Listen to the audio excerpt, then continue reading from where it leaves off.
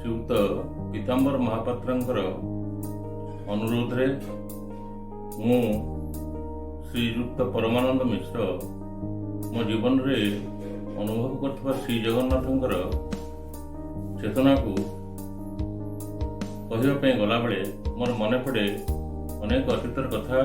मु सेतबेले नवम श्रेणी पढ़ुए। मोर जड़े बड़ भौणी चारबाटिया एयरबेस रे कर्मरत था। मोर भौणी माने तीन भौणी भर से भौणी मध्यम भौणी से समस्ते बड़। तले मुझे नवम श्रेणी पाठ पढ़ुए। बापा कलिकता रे व्यवसाय करते। घरे बो एकमात्र आम लाड़न दायित्व नहीं थाए। दिने बो मत कहला तू जा नानी पाखु मुझे जलखिया भलमंद देवी ताको नहीं देकी आसबू। चारबाटिया कौटी मु देखी न थाए किंतु साहस भरी गली। गलापर कटक मेडिकल कॉलेज रे मो भौणीकर जड़े सहपाठी था पाखे पहुँचली। से मते जोब्रारू लंच रे चौद्वार जावाई कहले एवं गोटे रिक्शा करी मु जोब्रारू लंच रे पारि चौद्वार पहुँचली। चौद्वार पहुँचला सेठार गोटे रिक्शा करी चारबाटिया मु देखी न था कहली मु चारबाटिया जीवी। से मते चारबाटिया एयरबेस पाखे नहीं छाड़देला। भर को प्रोहिबिटेड एरिया से जगह को साधारण लोक को परमिशन अनुमति मिल न था। गोटे बाड़ पड़ी थाए जहाँ से बाड़ पटे मुझे देखिली टिके बाट अच्छी से बाटे मो बो देथिबा गोटे बैग ओजनिया बैग ताको धरी मु गली। गलापर कौटी मो भौणी अच्छी कौन अच्छी मु क्या पचारिकी बुझीबी बोली एमती जाऊ जाऊ देखिली लंबा लंबा घर विस्तृत अध किलोमीटर पर्यंत दुई साइड लंबा लंबा घर सब एम्प्लॉइज क्वार्टर्स गुड़ाक। किंतु मु पहुँचला बेलू पाखापाखि 12टा उपर समय होता है।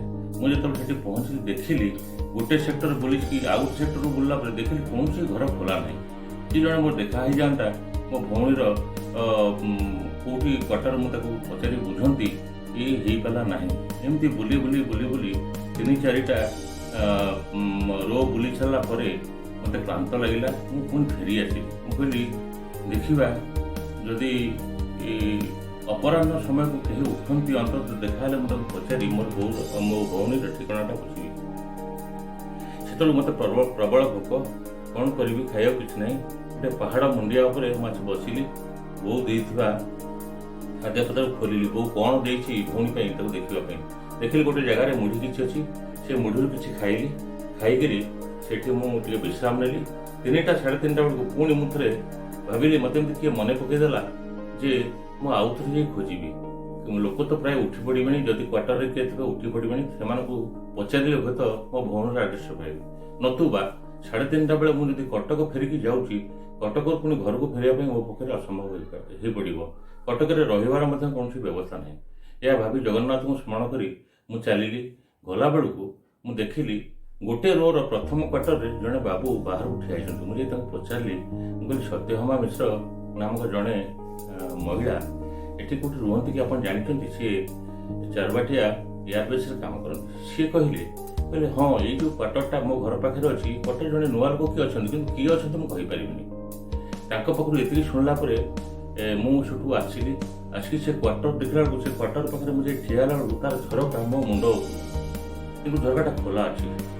ओजनिया बैगटा तले थोली और बहु कष्ट झरकार बाड़ा को धरिक मुझे ठिया हली। ठिया देखला बेलू मो भौणी शुई। मुझे डाकिदेली नानी बोली। नानी बोल डाकिदेला सी मो कंठस्वर बारिकी उठी पड़ा और मत देखी मत कहला तू पलैया एपटू यपटे बुलिक पलैया मु बाहर को जाऊँगी।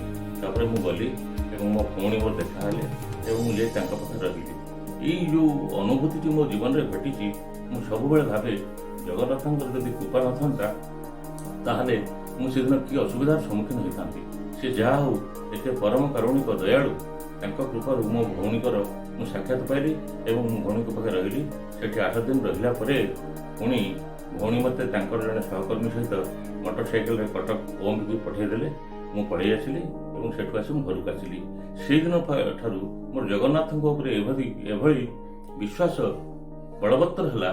मु तो आज केवल जगन्नाथ को ही केवल स्मरण कर बंची। अपार करुणा से निश्चिंत भाव दुखी जन को निश्चिंत भाव सहयोग करेंगे এই ବିଶ୍ୱାସ ଆଜି ବି ମୋ ମନରେ ଅଛି ଏବଂ ମୁଁ ବଞ୍ଚିଥିବା ପର୍ଯ୍ୟନ୍ତ ଏହି ବିଶ୍ୱାସକୁ ପାଥେୟ କରି ମୁଁ ଚାଲୁଥିବି ମଧ୍ୟ।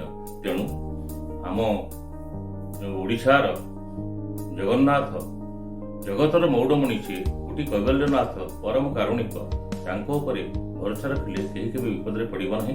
ସେ ନିଶ୍ଚିନ୍ତ ଭାବରେ ତାଙ୍କୁ ସହଯୋଗ ପ୍ରଦାନ କରିବେ, ସାହାଯ୍ୟ କରିବେ। ତେବେ ଆମ ପାଇଁ ଏତିକି ହେବ ଯେ ଆମେ ତାଙ୍କୁ ପୁରା ଆତ୍ମବିଶ୍ୱାସ ସହିତ ବିଶ୍ୱାସରେ ରଖି ଯଦି ପଥ ଅତିକ୍ରମ କରିବା ତାହେଲେ କୌଣସି ବିପଦ ଆମକୁ ସ୍ପର୍ଶ କରିପାରିବ ନାହିଁ। ସେ ପରମ କାରୁଣିକ, ଦୟାଳୁ ଏବଂ ଲୋକମାନଙ୍କର ଆଧ୍ୟାତ୍ମିକ ଚେତନାକୁ ଜାଗରଣ କରିବା ପାଇଁ ସେ ସଦାସର୍ବଦା ଚେଷ୍ଟିତ। ଏବଂ ତାଙ୍କ ଉପରେ ମୁଁ କାହିଁକି ସମସ୍ତେ ଯଦି ଏହି ବିଶ୍ୱାସ ରଖିବେ ସେ ନିଶ୍ଚୟ ସମସ୍ତଙ୍କୁ ସହଯୋଗ ଏବଂ ସାହାଯ୍ୟ କରିବେ।